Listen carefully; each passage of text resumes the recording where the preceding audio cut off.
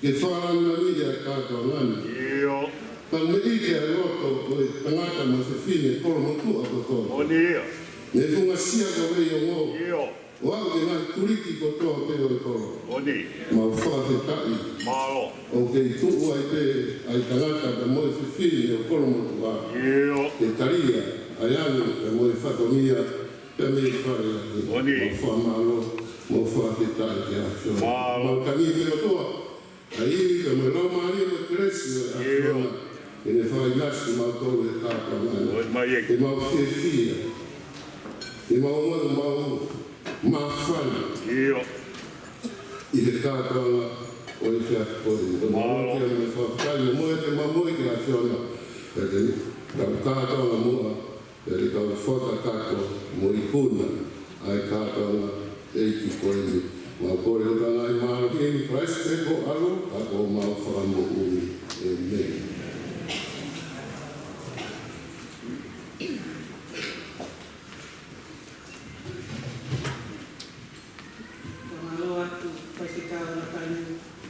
Iola, pure si assimilano a Taina, o Toma, a Fumo Musila. Pure a Kemi e a Tartari, sempre Turquia.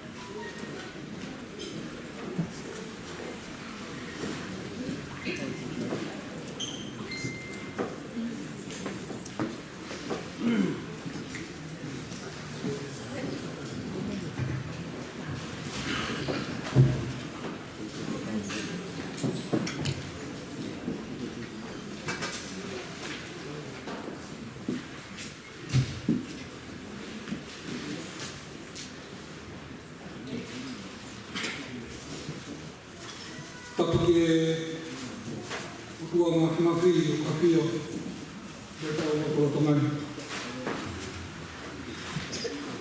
Porque tu io toma, o toma, e ti de bogona. Porque hai qui toma, qui na scuola.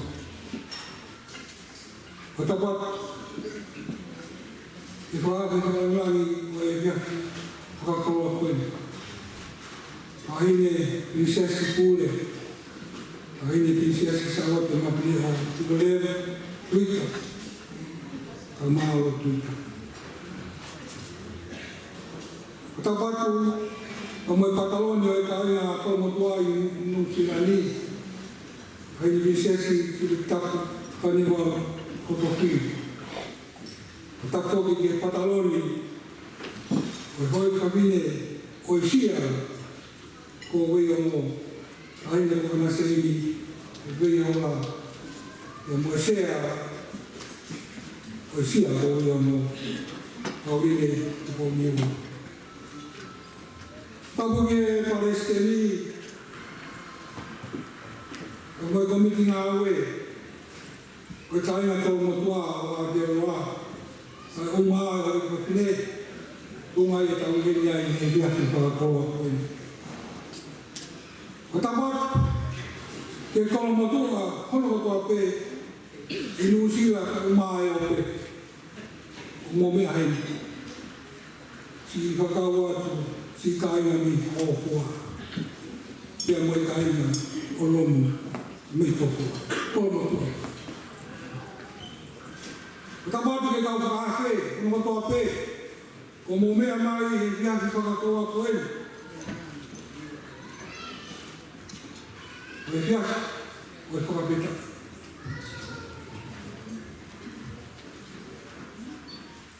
O kotou e viaje koe ni, a ine princess pure, e maalo tuita. E whakako ai atu a oi kapine.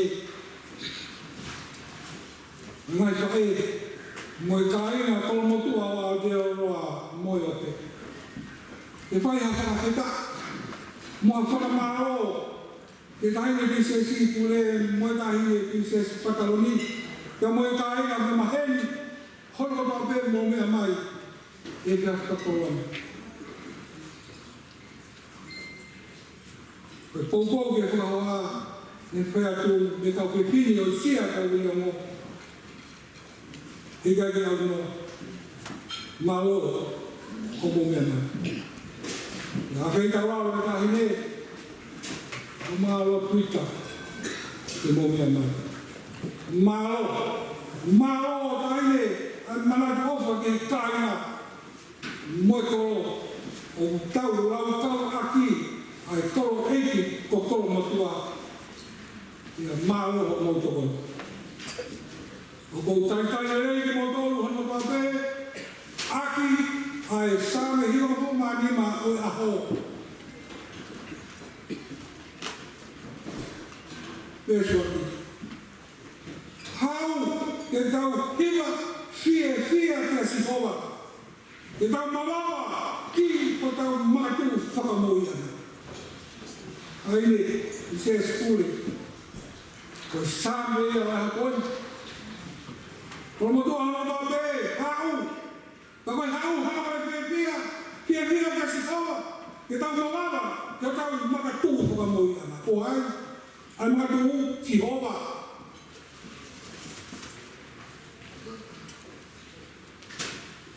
Ai pise skule.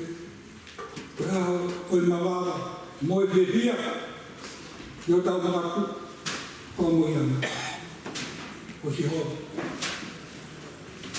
Ave, e tau manatu, hono o mai alo tu, hake mai alo tu he taharau ano, he mui whanua. O mai ai hawa e kiki no malofu, o tari he kere, o talakoura. Ka kamata ai hono alo whaki o tu, he kere o ale mua mawe, ia mo e kainga ko mutuan ko tope. O tau mātu upe ia, o eki tau mātu tua, a si hoa, moane lotu lele i katarai hamea i tai. Smahino pepa kola eike, eiki ai lotu lele. Kerekere ko waku hoi lotu, eiki hamea i tai maare mutua, moe kainga kolmo tua. Ia momua mai lotu. Maka mama ya tamai. Kata hatu mo ya ko hita no. I kere pe. O ko mo. O tu wa kai ya ka fono mai ta he. Ene ama fe e ta wa usia, a ta o teu ni no fu, mo ta o teu ni ke u wa sen tu ye lo tu. O ta ni ko ma ka tu ko mo ya na. O sio. Na tae o si hoa. I ne kau mai he kāra kō moto. I he kau mai, moi ka aina. I ki ana ana ta. Aile, o tai rei koe, kua huponga ina. Koe honi a mana ui soni. Henga hoi ka whineni, o e koe i ke nau poupou. Ke tahi kataone kō motua Aotearoa. Moine komiti ngā oe. Api ko kolmo tua. Mo mea ke horo ko. Ia i te haho. Ia i haho pe heri. A kolmo tua. Koe viso me ni tai. Kolmo tua pe tai. Neka mata. Ia ka tau te. Koe ngai whika poto ia nai tanu maki mai me he nā tua. Tau me he oeki o awa ka te tau tōu. Paka te hui. Koe haa koe mo awa. Te tau kai. I tau kōpō, i tai pisesu. Ko motu ako toa pē, tuku o ngā ue. O tau mo nuke ko whateta. Ka koe ai e tai pisesu, o whakamāua. Tonu kei tong whai i aho koe ni ai i Aotearoa, o tuka. O tau whero aki ai, mo le mātua ai ako pē, aue ko nau si i atu e mahiti. Ako whakamāo mo whaketa i whakakau o foto e a ko ke me mai ko ne la vai ka ko mia ko tua da do ke al pe kai ni i tonga o la o ni o he mo o pisa ko o he mo kai na o he mo kai ke ka pule ma lo ko mo tua mo pe ka ko ni mai ko tu ia o e ni ko lo tu ke i ta mo ia ko ia ko ma lo ko ke he o tau whakato oa mo whakato whakine i au te oa. Tau whipe e lotu lere. A te iai ka mea i kai. I kai kai toto, i kai kai ilo, i kai kai vere mā mangani. Koe lotu lere i, me moi wame ke sia kau i o mo. Toa ko maaki. Me au kai kai au tau. Ai tangata ko i vine ko me tua. E a kai ni. Au koe. Wahai au tau ke i me. Wano pe i ua se kuia lotu. E hanga pe te tau haku. Koia, o whakahoa e pe tai ngā haa kua pe. Tangi hane ma. Wela i rū ukanga kua tatu, wela i rū pia kua motu. Koe a koe ni kua whakakoloa, o tau katata mo ui. I he makatu koe ni, o tau mai te kokola, mohono sāne. Ka tau ame, ka ine, tau monu kia te koe. Tau ngā o tuita. Pai o tiko. Tau kono ma, ese tiri kono. I kei te hea kia kua motua. O ha, o tau mako teke he rotu, mua he rotu. Ia te whamoe a koe a kua mono. Kua maama he rotu o tau wata mai. Tau koe whakaamu ia, e te hea ao kia moa. Kono motua. Aua te tau tanaki mai lere. Moe ngai mea koe, mea koe, o mōmua. Mōmua pe e hi. Ka koua maroa, i o mea mai, i haka koe. Whakatoa. Whapita i o. Lewa i marana tau te tau.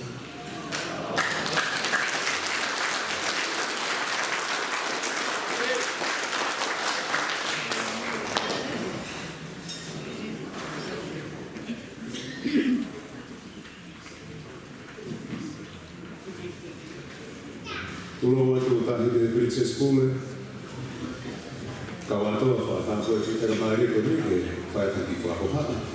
O koe ki kapu kāhina no koto pia mai e ki te setua kalahipa, te kaua sione tōkia mālo au pito e o tu whāwha ofa ka kōkore te tōke, uraki langa i o ka kuki, ai kōlo koe na kōmotua. Ko lupa loka sisi tōki, o tu pēko si hea.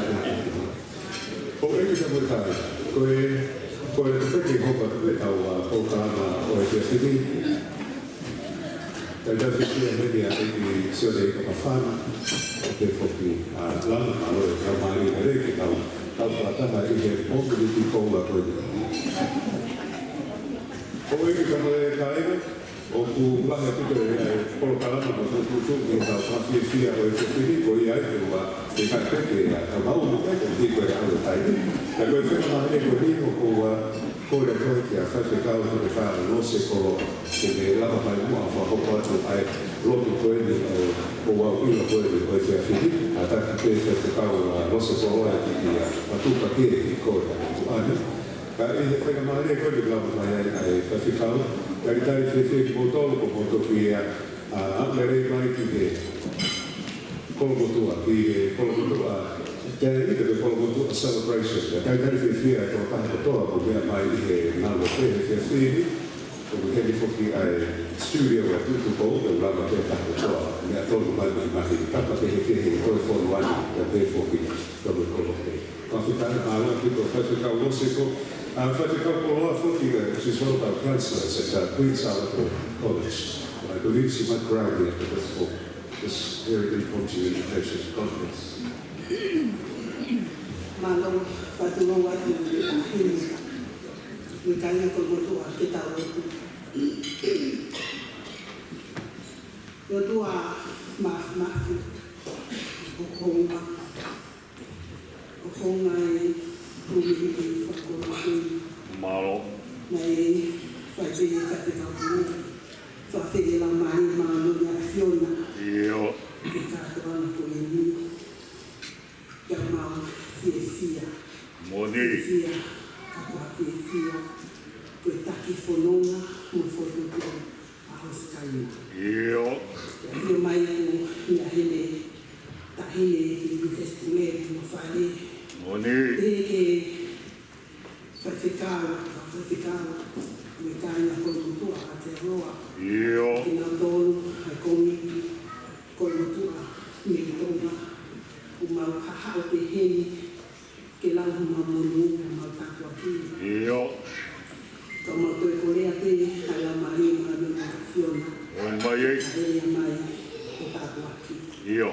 Tapak mai ai, whilau, Io. o whakau kia ki ai, ai tunga mātua, tunga whina mātua. Moni. Tapak mai i ke ilo ai tahine i Vistule, te mohono whare, Ioi. te he te aho enki, Moni. te ama mai a ki mātou kāina koro motua, Io. ko ili maumi ai, ma whai a ke ngahi ngā ua kotoa te, ke whahau fua, ke whakawhia. Moni. Toa e ho wau, a whiawhia, me maai, o ta hon, i hua whai tamai, me ana, me mamari mani,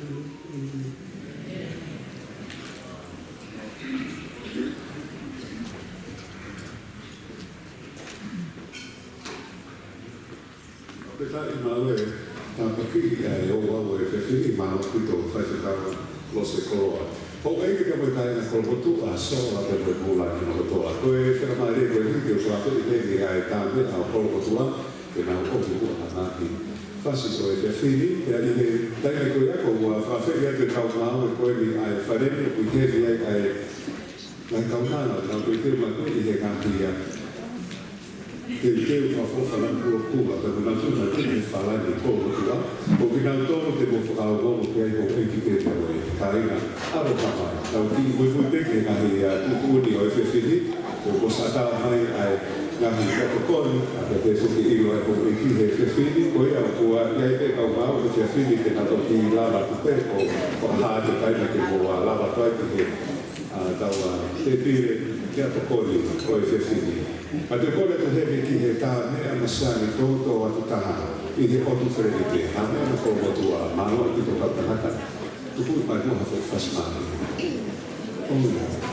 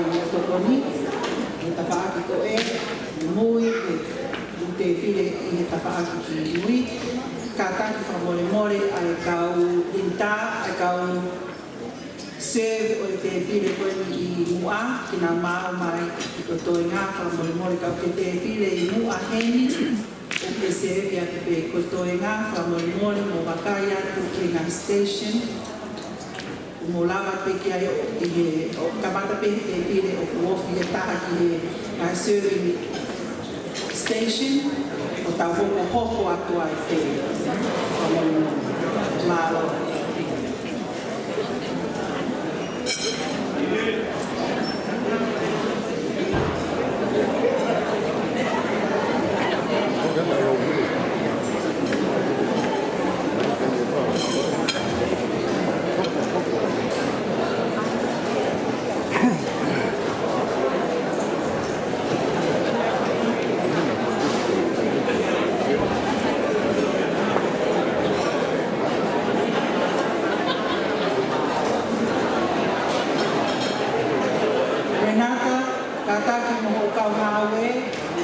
Que serve ai kau fai whekau, kau tore ke reka, mai.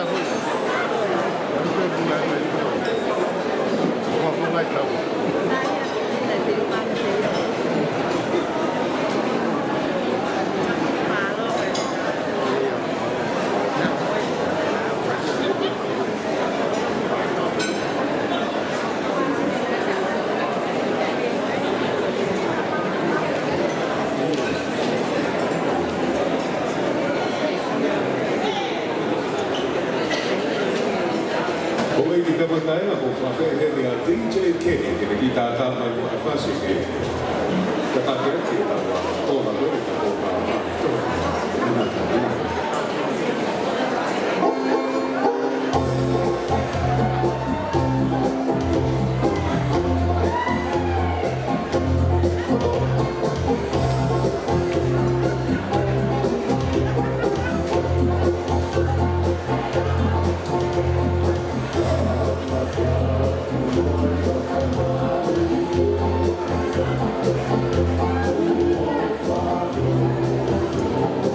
Oh,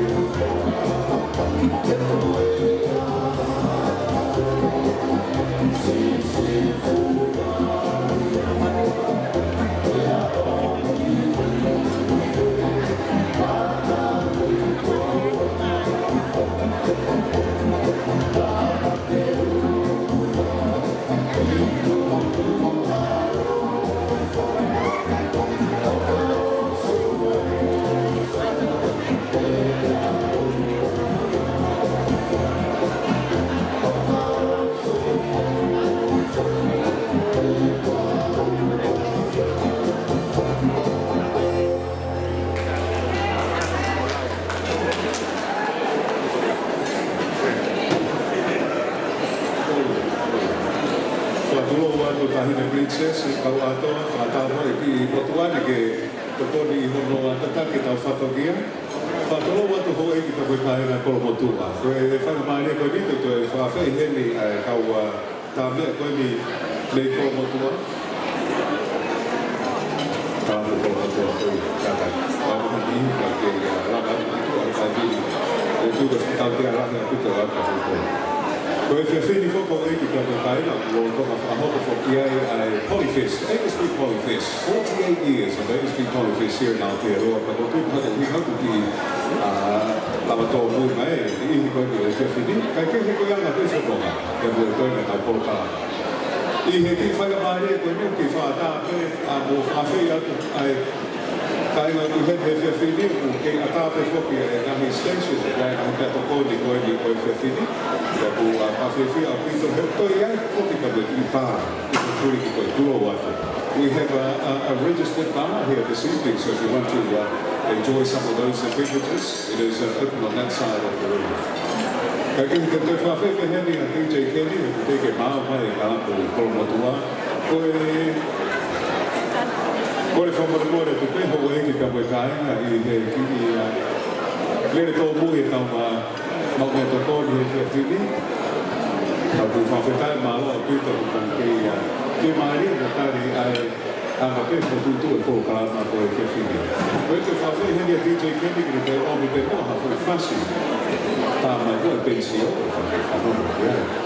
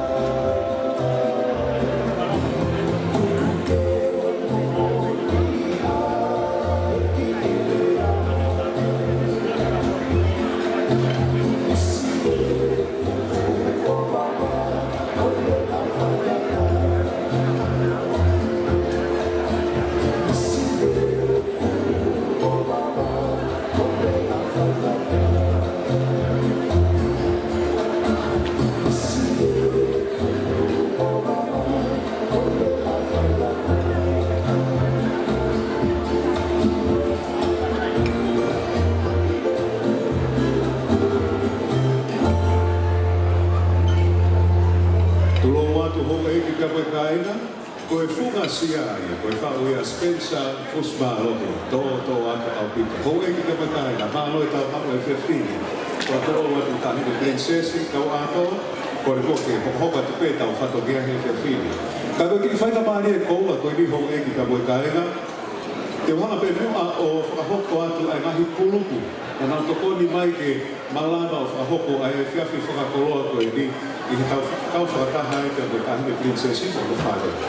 Koe e te mana pēo mo whakahoko te ngahi hingoa e ngahi kolo koe ngahi puluku na nau toko ni mai ki he whato mia mahu inga koe ni o e whiawhini. Ka take mua ka pang hini ka whawhawhonga nei he kainga koe ni sopu. Tari mātua, o ki lava hake ke tau ki paspasi mo lava mai he whiawhini. Kainga sopu. Sopu tau wha. Tau ki ewe he tai nihi ki longo ki he pauni tōu. Whaketai, tōkoa. Te ai kainga me he tomatae apa. Whaketai, tōkoa. Te tui take atu ki he polisi ko he he whiawhini. Te nai ai kainga me hōwhoa. Whakamua. Whaketai, ka ne ose mea toko ni he whiawhini ko he he hōwhoa. Te kainga koe ni mei puke. Aina ose wai ne he whiawhini. Pea moe kainga koe ni komiti lahi loto kolomotua, mo paspasima. Tahine princesi o koe heni foki pea moe kainga o Olvei Malwhana. Whawhetai whamaloa te tamasiko paku whawhanua ku heni ka mohono kainga, mo paspasima kainga Malwhana. Ka koe whiawhini foku koe heni mo whanaki lai o ne koe ni o kolofo o Kolohau. Ka ki paspasi e kainga koe ni, kolofo o. Ko ki heni foki a Charlotte here tāna nilu ka koe foki e ko ki mea mai a Jenny e Sarisa a nai ane koe pātau ko tau na whakataha. Ka pe heni foki e whiawhini ho egi ka me kainga, heni ka moe family tū. Koia. Kung toko lahi au pita paspasi mai family tū, he whiawhini family tū au kia roa, malo au pita. Koe a whawhei heni e kāpu kolomotua ka taki kua, o ki kua, whasi. Ke whamalo i aki a kai kurupo koe ni ka tokoni mai ke malama. Whahope tau pōkāma e whiawhini. Malo au pita.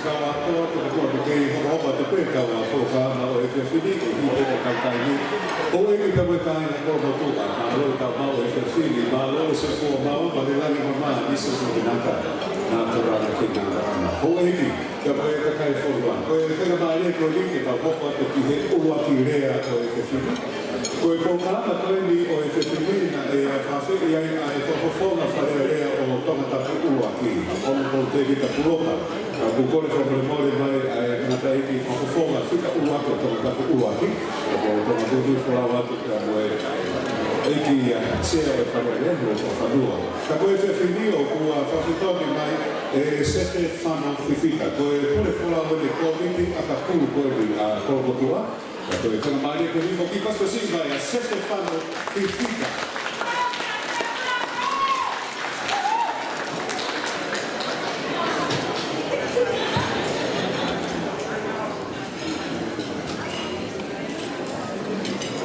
Maduro wat pakai ikin malu.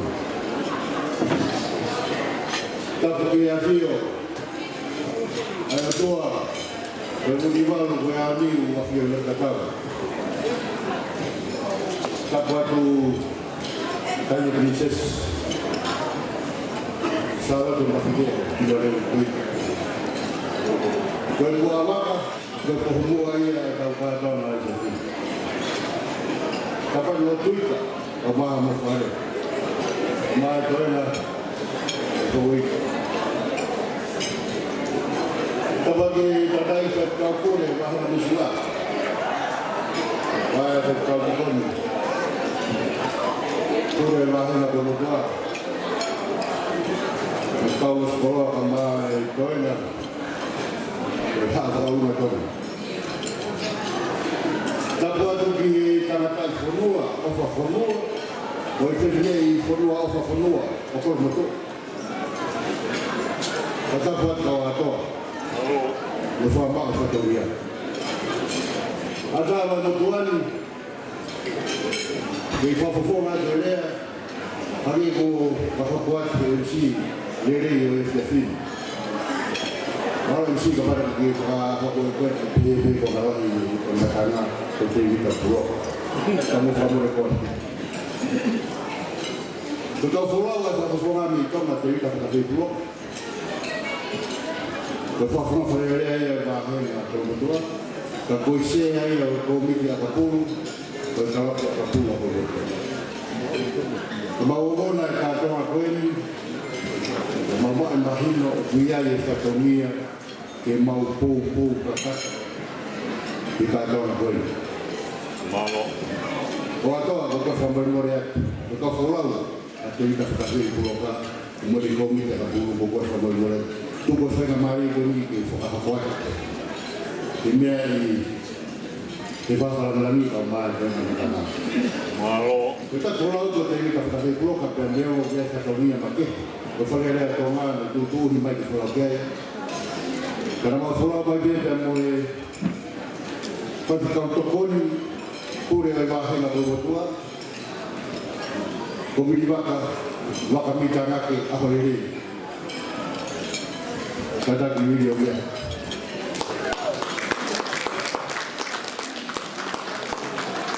Kau kira dia boleh office aku, aku motor, hostel funat. Dia boleh kapten dia kapul, aku motor aku pulau. Kau ini dia kapal pulau. Pernah kita tahu pangai komiti akapula berdoa komite saya dan menghormati orang anak terpuas. Oke bertanya tahu pak. Sertifikat siapa akapula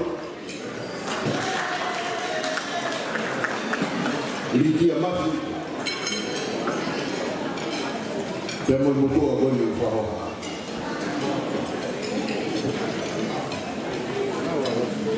Doa. Pofitaya la se fino kataula ngaola. Malo. Ufai tahamai. Lucia kitaula. Pulau na fai mai. Ya whakapiro ngā mo i tautoro katoa ngā se fino. Obrigado a minha assim. Depois foram com ele com a toa. Eu caí com a fola o bacatato, eu caí com a fola o ralo. Se com a fola o bacamá, que perrei me ramou me ramá. Depois foram com ele macacupá. Pera porque eu com Maria pe de rolo pe me sigue o mamá. Eu tô vendo uma vez assim. Malo. Pea kei tafe Maria, moongo Maria, ahono vai, koe vai au. Toa, koe tala e api koe tala kai pau, koe toa whorofora ai hau, tauto a hau, ki tala whikau, ki tala karea me to. Pea kohono whikau, tala ke pau. Malo. Koe kahi ahon, mohono whikau, tala e mea kupau, e whai e mea kupau.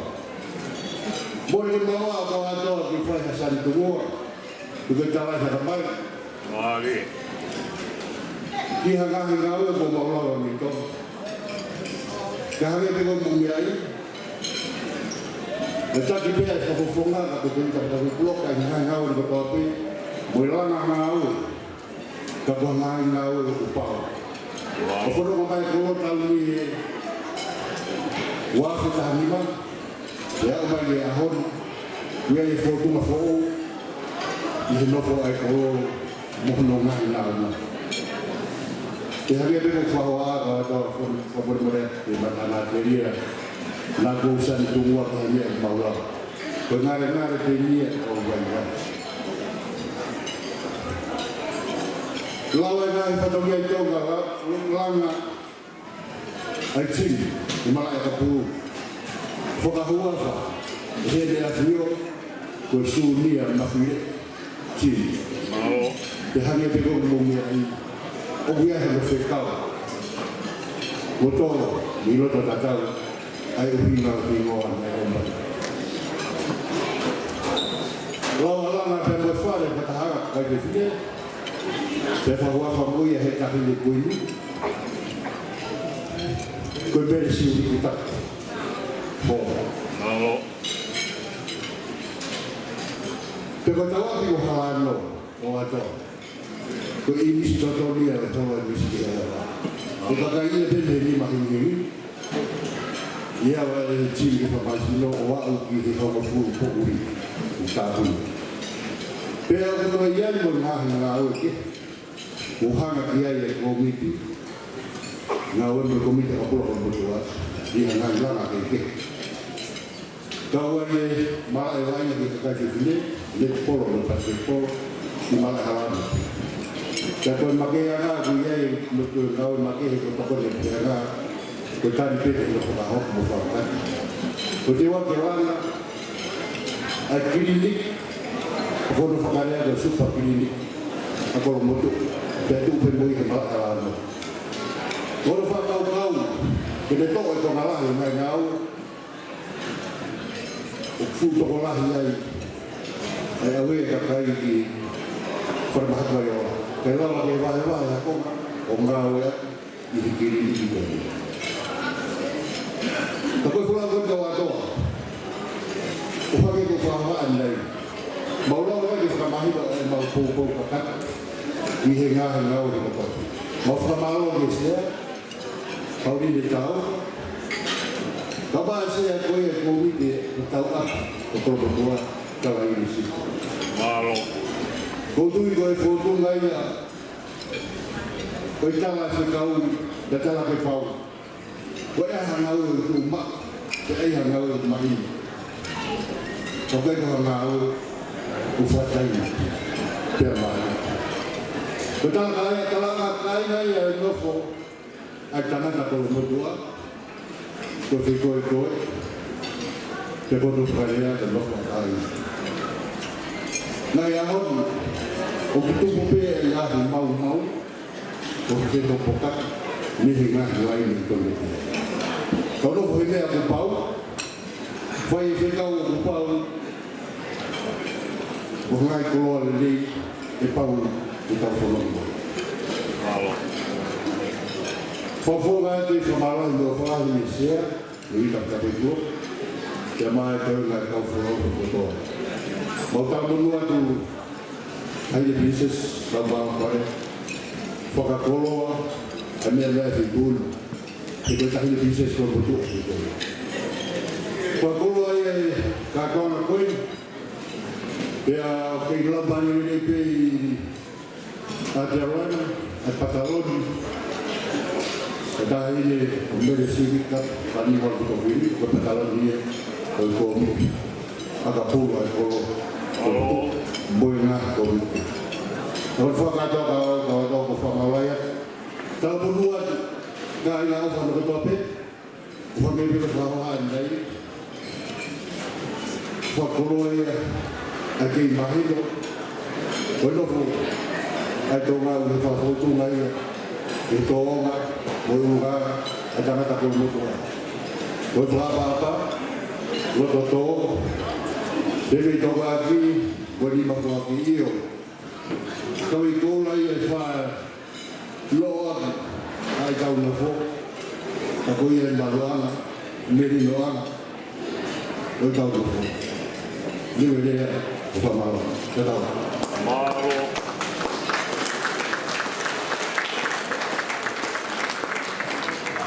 Koe mi pe moe kāinga tō motua mo, ka e tas pasika e sete whāna whiwhika. Ka pleko ke kike a ka kua kua.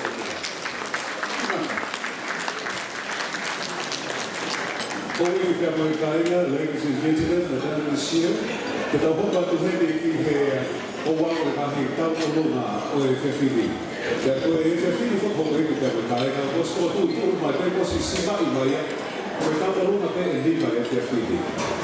Koe ana e ko tu koe ni koe. Kia koe wheka mai koe dio ko whawhega te pleni, a sultesi, unirana, ulia naturana, nai toko, Turquia. Kere. Mari, laka mari, kere. Wahoko atu e luna ko. Hala.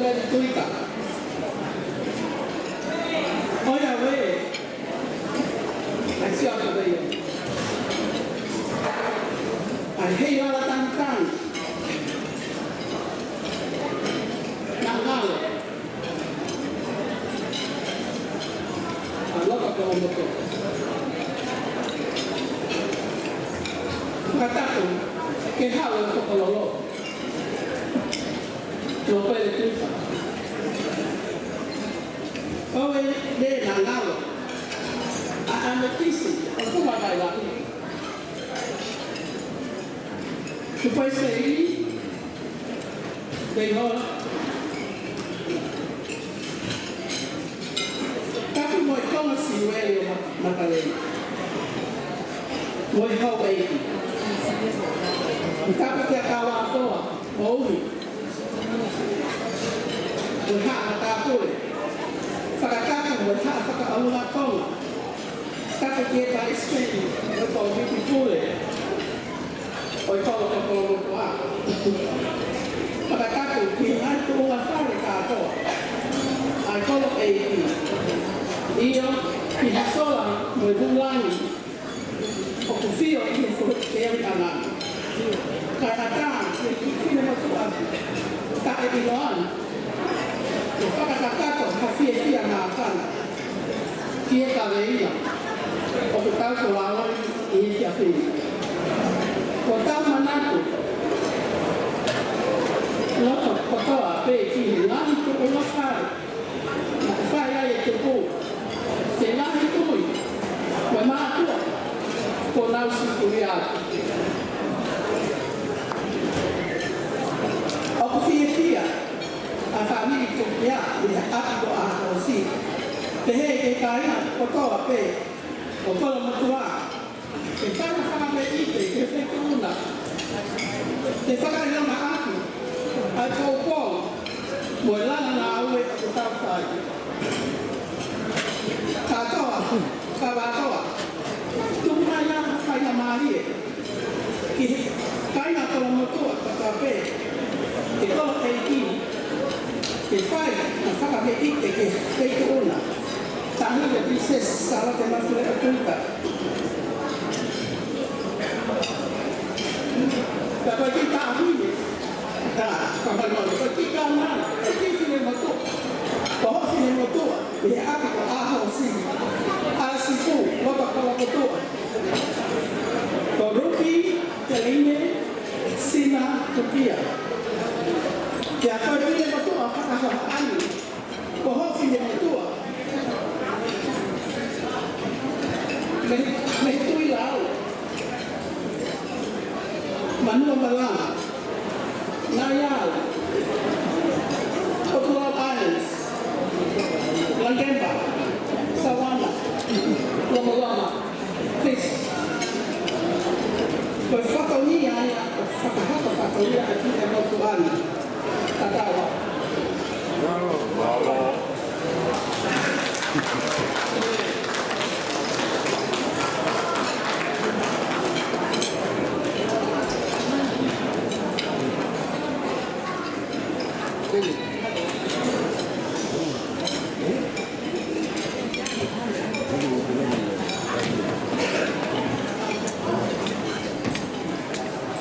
Tunggu lagi amuta. Teka, amuta. Itu amuta. Coba. Amuta.